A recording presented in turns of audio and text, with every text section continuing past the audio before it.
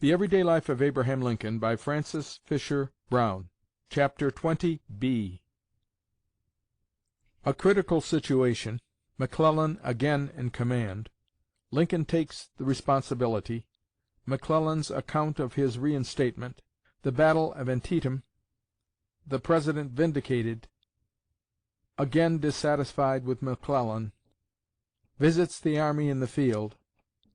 The President in the saddle. Correspondence between Lincoln and McClellan. McClellan's final removal. Lincoln's summing up of McClellan. McClellan's bodyguard. Thus the autumn of 1862 set in amidst gloom, disorder, and dismay. Our armies in and around the national capital were on the defensive, while the victorious Lee, following up his successes at Manassas, was invading Maryland and threatening Washington and the North. The President was anxious. The Cabinet and Congress were alarmed. The troops had lost confidence in General Pope, and there was practically no one in chief command. The situation was most critical, but Lincoln faced it, as he always did, unflinchingly. He took what he felt to be the wisest and at the same time the most unpopular step possible under the circumstances.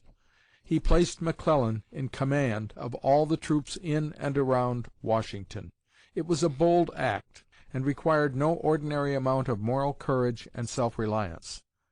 Outside the army, it was about the most unpopular thing that could have been done. McClellan was disliked by all the members of the Cabinet and prominent officials, and with especial bitterness by Secretary Stanton. Secretary Welles speaks in his diary of Stanton's implacable hostility to McClellan, and records his belief that Stanton is determined to destroy McClellan. Welles relates that on the very day of Pope's defeat at Manassas, Secretary Stanton, accompanied by Secretary Chase, called on him and asked him to join in signing a communication to the President demanding McClellan's immediate dismissal from command of the Army of the Potomac, saying all the members of the Cabinet would sign it. The document was in Stanton's handwriting. Welles, though far from friendly toward McClellan, refused to sign the paper, and the matter was dropped. Welles adds the comment, "There was a fixed determination to remove and, if possible, to disgrace McClellan." When it was rumored in Washington that McClellan was to be reinstated, everyone was thunderstruck. A Cabinet meeting was held on the 2nd day of September, at which the President, without asking anyone's opinion, announced that he had reinstated McClellan. Regret and surprise were openly expressed. Mr. Stanton, with some excitement, remarked that no such order had issued from the War Department. The President then said, with great calmness, "No, Mr. Secretary, the order was mine, and I will be responsible for it to the country." He added by way of explanation that with a retreating and demoralized army tumbling in upon the capital, and alarm and panic in the community, something had to be done, and as there did not appear to be anyone else to do it, he took the responsibility on himself. He remarked that McClellan had the confidence of the troops beyond any other officer, and could, under the circumstances, more speedily and effectually reorganize them and put them in fighting trim than any other general. "This is what is now wanted most," said he, "and these were my reasons for placing McClellan in command." Perhaps at no other crisis of the war did Lincoln's strength of character and power of making quick and important decisions in the face of general opposition come out more clearly than on this occasion. Secretary Welles, who was present at the dramatic and stormy Cabinet meeting referred to, says, "In stating what he had done, the President was deliberate, but firm and decisive.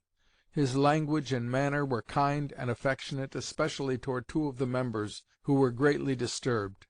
But every person present felt that he was truly the chief, and everyone knew his decision was as fixed and unalterable as if given out with the imperious command and determined will of Andrew Jackson."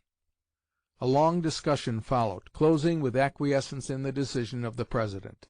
In this instance the President, unaided by others, put forth with firmness and determination the executive will, the one-man power, against the temporary general sense of the community, as well as of his Cabinet, two of whom, it has been generally supposed, had with him an influence almost as great as the Secretary of State. They had been ready to make issue and resign their places unless McClellan was dismissed. But knowing their opposition, and in spite of it and of the general dissatisfaction in the community, the President had in that perilous moment exalted him to new and important trusts. It appears from the statement of General McClellan, made shortly before his death, that on the morning of his reinstatement, before the Cabinet meeting just described, the President visited him at his headquarters, near Washington, to ask if he would again assume command. "While at breakfast, at an early hour," says McClellan, "I received a call from the President, accompanied by General Halleck. The President informed me that Colonel Kelton had returned and represented the condition of affairs as much worse than I had stated to Halleck on the previous day; that there were 30,000 stragglers on the roads; that the army was entirely defeated and falling back to Washington in confusion. He then said that he regarded Washington as lost, and asked me if I would, under the circumstances, consent to accept command of all the forces. Without a moment's hesitation, and without making any conditions whatever, I at once said that I would accept the command, and would stake my life that I would save the city. Both the President and Halleck again asserted their belief that it was impossible to save the city, and I repeated my firm conviction that I could and would save it.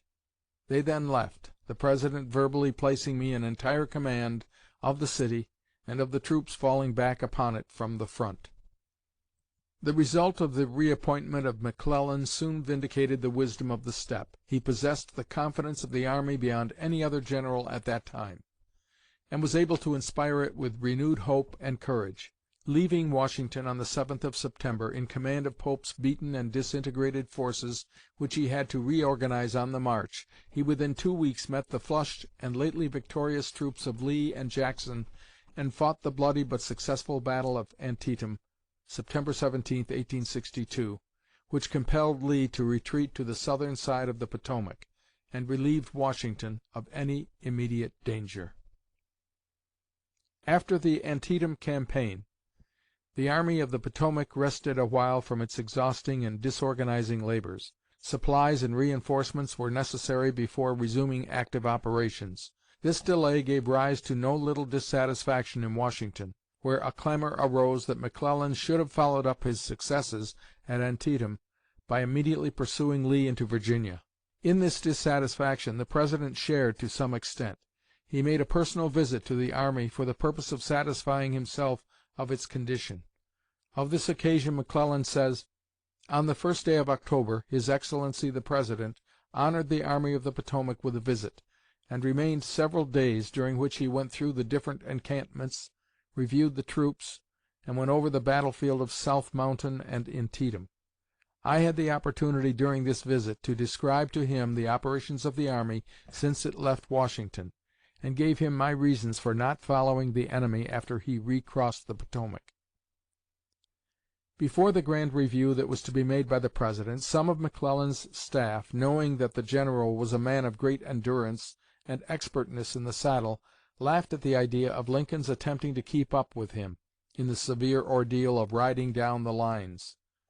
"They rather hinted," says a narrator, "that the General would move somewhat rapidly, to test Mr. Lincoln's capacity as a rider." There were those on the field, however, who had seen Mr. Lincoln in the saddle in Illinois, and they were confident of his staying powers. A splendid black horse, very spirited, was selected for the President to ride. When the time came, Mr. Lincoln walked up to the animal, and the instant he seized the bridle to mount, it was evident to horsemen that he knew his business. He had the animal in hand at once. No sooner was he in the saddle than the coal-black steed began to prance and whirl and dance as if he was proud of his burden. But the President sat as unconcerned and fixed to the saddle as if he and the horse were one. The test of endurance soon came. McClellan, with his magnificent staff, approached the President, who joined them, and away they dashed to a distant part of the field. The artillery began to thunder, the drums beat, and the bands struck up "Hail to the Chief," while the troops cheered. Mr. Lincoln, holding the bridle rein in one hand, lifted his tall hat from his head, and much of the time held it in the other hand. Grandly did Lincoln receive the salute appearing as little disturbed by the dashing movements of the proud-spirited animal as if he had passed through such an ordeal with the same creature many times before. Next came a further test of endurance, a long dash over very rough, untraveled ground, with here and there a ditch or a hole to be jumped or a siding to be passed. But Mr. Lincoln kept well up to McClellan, who made good time. Finally, the riding down the lines was performed, amidst the flaunting of standards, the beating of drums, the loud cheering of the men, and rapid discharges of artillery, startling even the best trained horses. Lincoln sat easily to the end, when he wheeled his horse into position to witness the vast columns march in review. McClellan was surprised at so remarkable a display of horsemanship. Mr. Lincoln was a great lover of the horse and a skilled rider. His awkwardness of form did not show in the saddle. He always looked well when mounted. After the President's return to Washington, he began urging McClellan to resume active operations, desiring him to cross the Potomac and give battle to the enemy or drive him south. On the 13th of October he addressed to him the long letter quoted at the end of the preceding chapter. Subsequent communications from the President to McClellan showed more and more impatience. On the 25th he telegraphed, "I have just read your dispatch about sore tongue and fatigued horses. Will you pardon me for asking what the horses of your army have done since the battle of Antietam that fatigues anything?" And the next day, after receiving McClellan's answer to his inquiry, he responded, "Most certainly I intend no injustice to any one, and if I have done any I deeply regret it. To be told, after more than 5 weeks' total inaction of the army, and during which period we had sent to that army every fresh horse we possibly could, amounting in the whole to 7,918, that the cavalry horses were too much fatigued to move, presented a very cheerless, almost hopeless prospect for the future, and it may have forced something of impatience into my dispatches. If not recruited and rested then, what could they ever be? I suppose the river is rising, and I am glad to believe you are crossing." But McClellan did not cross. His preparations for a new campaign were not yet complete, and the President, at last losing patience, removed him from command and put Burnside in his place, November 5, 1862. And a disastrous step this proved to be. Burnside was under peremptory orders from Washington to move immediately against the Confederate forces. The result was the ill-advised attack upon Fredericksburg, December 12, 1862, and Burnside's bloody repulse. The movement was made against the judgment of the army officers then, and has been generally condemned by military critics since. Secretary Welles thus guardedly commented upon it in his diary: "It appears to me a mistake to fight the enemy in so strong a position. They have selected their own ground, and we meet them there." But it was McClellan's unwillingness to do the very thing that Burnside is censured for having done, and that proved so overwhelming a disaster, that was the occasion for McClellan's removal. A good illustration of Lincoln's disappointed, perhaps unreasonable, state of mind before McClellan's removal is furnished by Hon. O.M. Hatch, a former Secretary of State of Illinois and an old friend of Lincoln's.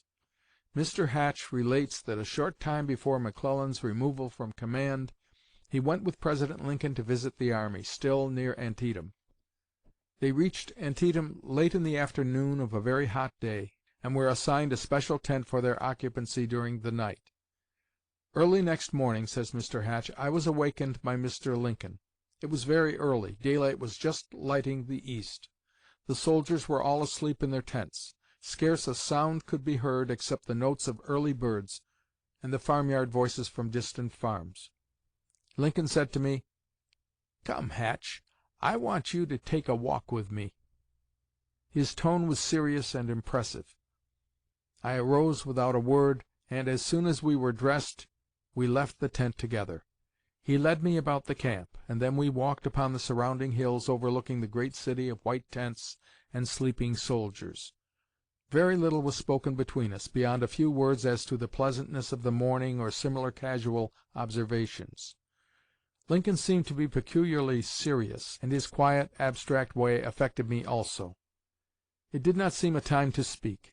We walked slowly and quietly, meeting here and there a guard, our thoughts leading us to reflect on that wonderful situation: a nation in peril, the whole world looking at America, a million men in arms, the whole machinery of war engaged throughout the country, while I stood by, that kind-hearted, simple-minded man who might be regarded as the Director General, looking at the beautiful sunrise and the magnificent scene before us. Nothing was to be said. Nothing needed to be said. Finally, reaching a commanding point where almost that entire camp could be seen, the men were just beginning their morning duties, and evidences of life and activity were becoming apparent. We involuntarily stopped. The President, waving his hand towards the scene before us, and leaning towards me, said in an almost whispering voice, "Hatch, Hatch, what is all this?" "Why, Mr. Lincoln," said I, "this is the Army of the Potomac." He hesitated a moment, and then, straightening up, said in a louder tone, "No, Hatch, no. This is General McClellan's bodyguard." Nothing more was said. We walked to our tent, and the subject was not alluded to again.